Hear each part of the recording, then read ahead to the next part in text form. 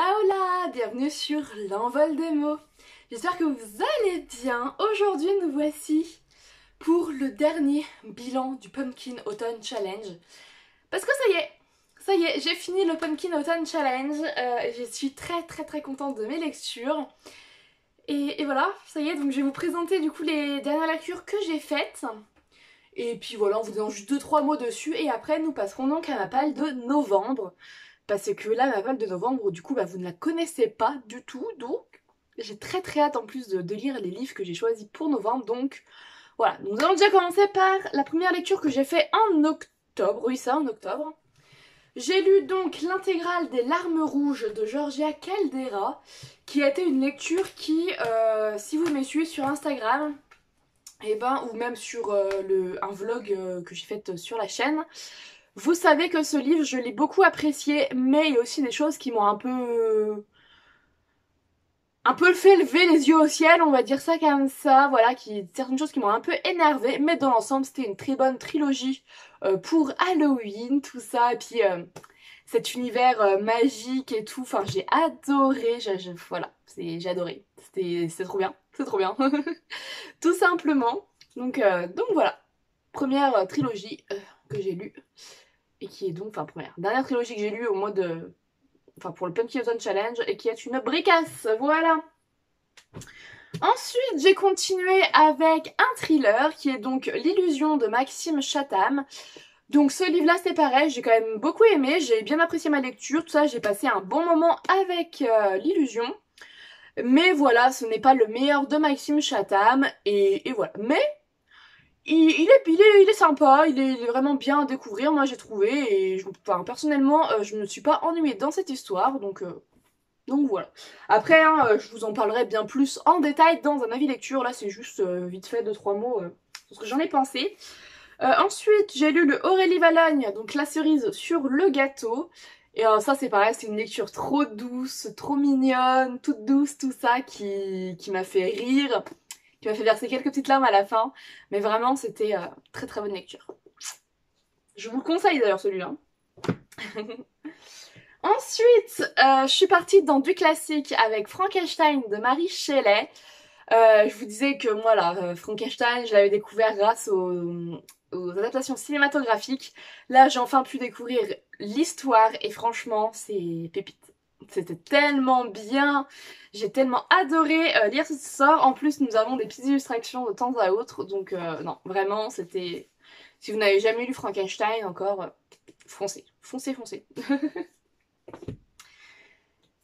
Après, j'ai su là en premier, je suis partie, après la classique, je suis partie dans la science-fiction, voilà, pour lire Le Bureau des atrocités de Charles Strauss, qui est d'ailleurs un tome 1, voilà, mais le tome 2 est traduit en français, mais les tomes 3 à 7 ne sont pas traduits en français, sont tous en anglais. Donc je pense lire le tome 2 quand même, parce que j'ai beaucoup aimé cette histoire.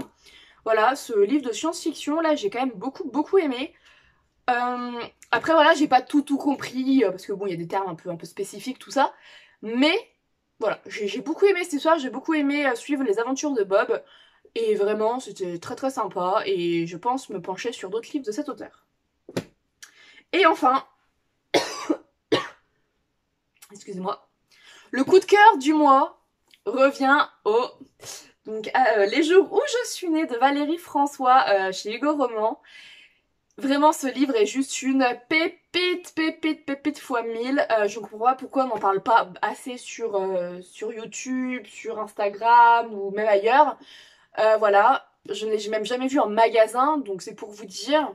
Je l'ai juste trouvé à la bouquinerie près de chez moi, mais dans la librairie ou quoi, je l'ai jamais vu passer.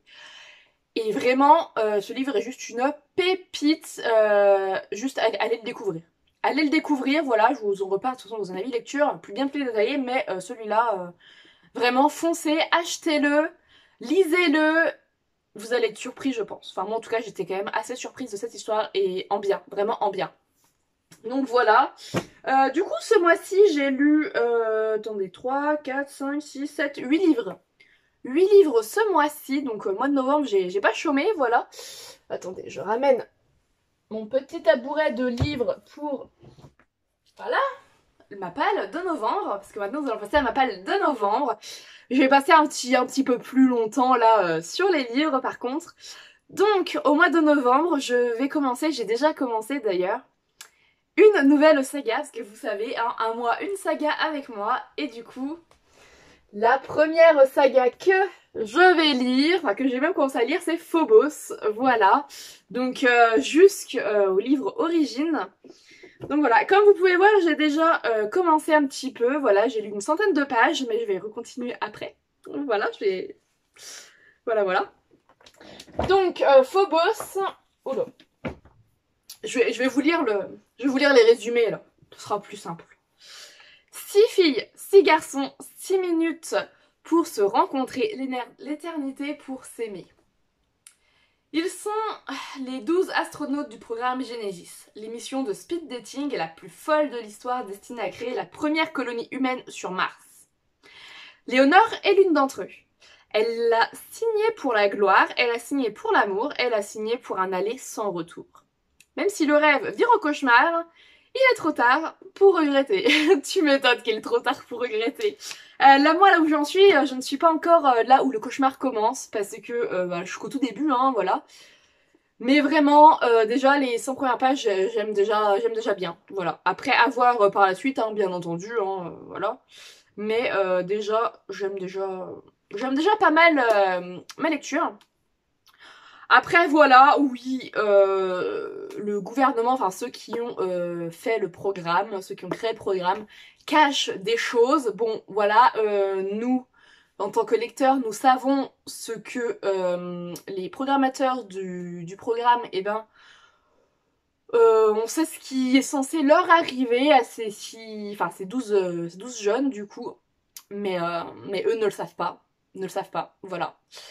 Sachant que au tout début, Léonore, elle est quand même un peu hésitante et finalement à accepter le programme. Au moment de monter dans la navette, elle est un peu hésitante, elle sait plus trop tout ça, elle se dit ouais, non, mais elle a sa pote à côté qui lui dit non, mais non, ne me laisse pas, tu viens, il est trop tard, enfin voilà quoi. Donc voilà comment au final elle s'est quand même fait embarquer là-dedans, voilà, puis bon, je vous raconterai aussi plus en détail plus tard parce que bon, Léonore c'est un personnage assez sympa et j'ai bien envie de découvrir son histoire. Donc voilà, j'ai hâte de continuer. Donc je le laisse là. Ensuite, j'ai envie de lire Réplica de Lorraine Olivier. Donc voilà, Réplica. Donc ici nous avons Gemma et de l'autre côté nous avons Lyra. Parce qu'en fait c'est un livre, c'est 2 histoires en un bouquin. Voilà, je trouve pas mal le concept. Vraiment, alors attendez, je lis dans quel sens du coup, voilà, dans ce sens-là. Donc, en fait, voilà, attendez, je vais vous montrer où est-ce que ça commence à changer de... Attendez, si je retrouve... Alors...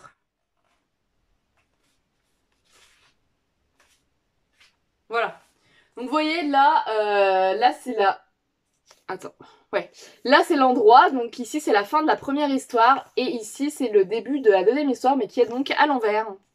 Voilà, parce que ça, là, le petit logo, normalement, est censé être en haut. Donc voilà, ça à l'envers. Donc du coup, à ce moment-là, il faut refermer le livre et le reprendre de l'autre côté dans le sens. Je trouve ça assez original, en vrai. Voilà, dessus, c'est marqué 2 filles, 2 histoires, un roman unique.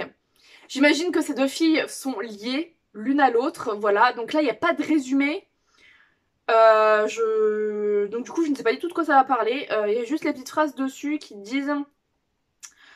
Enfin, il y a l'auteur de Légende, donc Marielu, qui dit « Chaque fois que vous tournez le livre, vous découvrez une nouvelle histoire magnifique, envoûtante. » Et de l'autre côté, c'est Victoria Aveillard, auteur de Red Queen, qui nous dit électrisant, déchirant, palpitant, ce fascinant 2 en 1 arrive à point nommé. » Donc écoutez, je verrai bien ce que ça donne, mais j'ai très envie de le découvrir.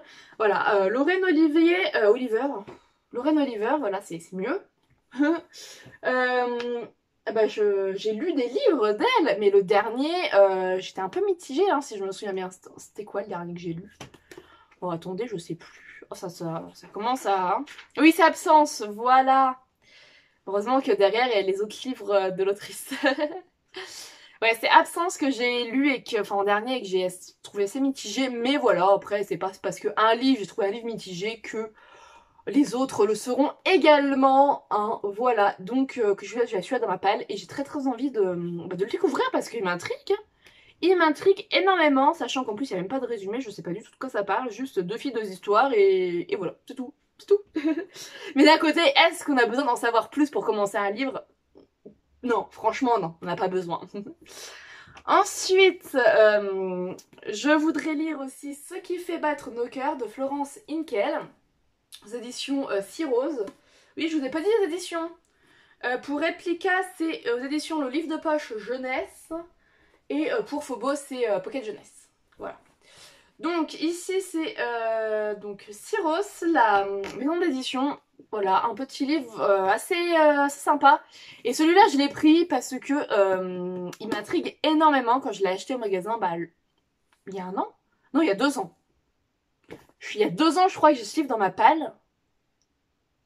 Oui, parce que l'an dernier, j'ai pas acheté de livre, je crois. Enfin, ou moins que... Ouais, non, je crois qu'il y a 2 ans. Et ben, il m'intrigue énormément, parce que enfin, vous allez comprendre. Je vais vous lire le résumé, vous allez comprendre pourquoi il m'intrigue. À la moindre émotion, la petite sœur d'Esteban est en danger.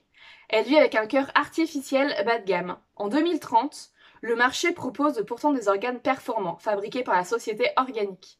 Encore faut-il pouvoir se les payer.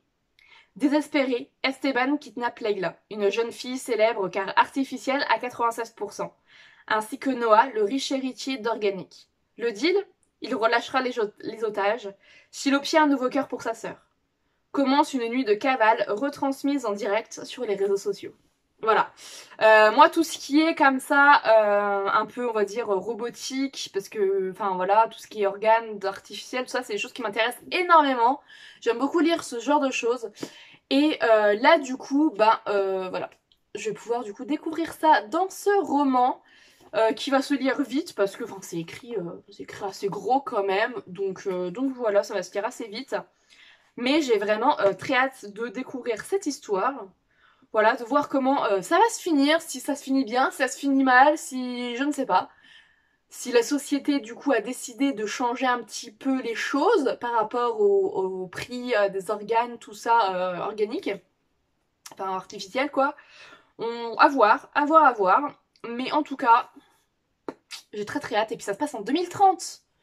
D'un côté, c'est loin de nous, mais d'un autre côté, pas si loin que ça, parce qu'on est quand même, on va bientôt arriver en 2022 quand même. Donc d'un côté, 2030, c'est loin sans être loin, parce que les années passent quand même assez vite. Mais du coup, ça, je trouve, c'est bien d'avoir fait ça dans une année pas trop éloignée de la nôtre, en fait, j'ai envie de dire. Parce que oui, c'est quand même, on va dire, éloigné de nous pour le moment, mais pas trop en fait. Enfin, je sais pas si vous voyez ce que je veux dire. Et je trouve ça pas mal. Voilà. Et enfin, le dernier roman que j'ai décidé de lire pour ce mois de novembre va être un petit thriller. Enfin, un petit... vu la taille du livre, c'est pas un petit thriller, c'est un gros thriller. Nous allons lire, enfin je vais lire Paradiction de Vincent Villa aux éditions France Loisirs. Oui. D'ailleurs, je vais retirer le petit bandeau parce que ça m'énerve ça. Voilà, donc ici c'est voilà, Paradiction. Édition France Loisirs, donc ici c'est un thriller, voilà, ma foi assez gros puisqu'il fait 600 pages si je me souviens. Ah non, 550 pages, mais bon quand même, c'est quand même un beau bébé. Et ici, je vais vous lire les résumés également parce que je ne sais plus du tout de quoi ça parle et puis autant que je le lise ce mois-ci, je ne m'en souviendrai plus du résumé, donc c'est très bien. Alors, brillant étudiante à Sciences Po, Nathan est incarcéré pour trafic de stupéfiants. Libéré, il échoue dans la rue et disparaît. Amandine, sa mère, a rejoint une association de soutien aux sans-abri et se lance à sa recherche. C'est le seul moyen qui lui reste pour ne pas sombrer, ne pas perdre espoir de retrouver Nathan. De son côté, son époux, Christopher, journaliste freelance, n'a qu'une idée en tête, venger son fils en traquant celui qu'il rend responsable de sa brusque déchéance. Il s'agit de Michael Bourne, puissant homme d'affaires et politicien sulfureux, mais surtout le père de l'ex-petit ami de Nathan. Christopher et Amandine vont entreprendre un dangereux périple, qui les conduira dans un monde d'une noirceur insoupçonnable jusqu'à mettre leur couple et leur propre vie en péril. Iront-ils jusqu'au bout de leur enquête? Trouveront-ils des réponses? Et à quel prix? Voilà, moi les thrillers, vous savez que j'adore ça. Et là, j'ai plongé dans une histoire longue et assez sombre aussi, vraiment assez sombre. J'aurais même pu le lire là pour octobre en fait. Mais voilà, j'ai très envie de... J'ai très hâte de le découvrir. Donc je pense que celui-là, ça sera... Après Phobos, je pense que c'est celui-là que je vais lire. Parce que vraiment, il me donne très envie. Et puis la couverture est quand même assez belle. Je sais pas ce que vous en pensez. Moi, je trouve la couverture assez sympa. Puis bon, voilà. Je pense que, parce qu'ici, là, nous sommes dans des bois. Et je pense que ça a du coup un rapport avec l'histoire. Et que y a des choses qui vont se passer dans les bois. Enfin, je pense, vu que là, nous avons une route dans les bois. Enfin, je sais pas si vous voyez, mais vous voyez, là, il y a des arbres et tout. Là, il y a une route. Enfin, une route, oui. Voilà, il y a des arbres. Donc, voilà. Moi, c'est ce que je pense. Après, je ne sais pas. J'ai pas lu le livre. Je peux pas savoir encore. Mais voilà, je sais pas si vous l'avez lu parce que c'est pareil, c'est un livre que je n'ai jamais vu passer nulle part. Voilà, sur Instagram ou quoi, je n'ai jamais vu passer nulle part ce livre. Donc écoutez, dites-moi si vous l'avez lu, ce que vous en avez pensé, mais bon, sans spoiler, hein, bien entendu. C'est pareil, hein, Phobos, ne me spoilez pas s'il vous plaît, je ne veux aucun spoil, voilà. Si jamais vous commentez quelque chose, voilà. Aucun spoil, merci, ce serait gentil. Donc voilà. Et puis bah moi, écoutez, je vais vous laisser. Donc j'ai très hâte de pouvoir lire ma petite sélection du mois. Donc bon, j'ai commencé, mais j'ai très hâte de tous les lire et de tout découvrir et tout. Enfin, c'est trop bien. J'adore. J'adore. Et puis bah écoutez, moi sur ce, je vais vous laisser. Voilà, si vous avez aimé la vidéo, comme d'habitude, laissez un petit pouce bleu, commentez, même si vous n'avez pas commenté, et je vous avais dit dans une vidéo, commentez-moi, enfin mettez un petit emoji panda, ou voilà, ce que vous voulez, enfin voilà quoi. Vous faites, voilà, partagez, commentez, enfin voilà. Vous faites un peu ce que vous voulez quoi. Et puis bah écoutez, moi sur ce, donc je vous laisse, je vous souhaite de très belles lectures, une très belle journée et je vous dis à très vite.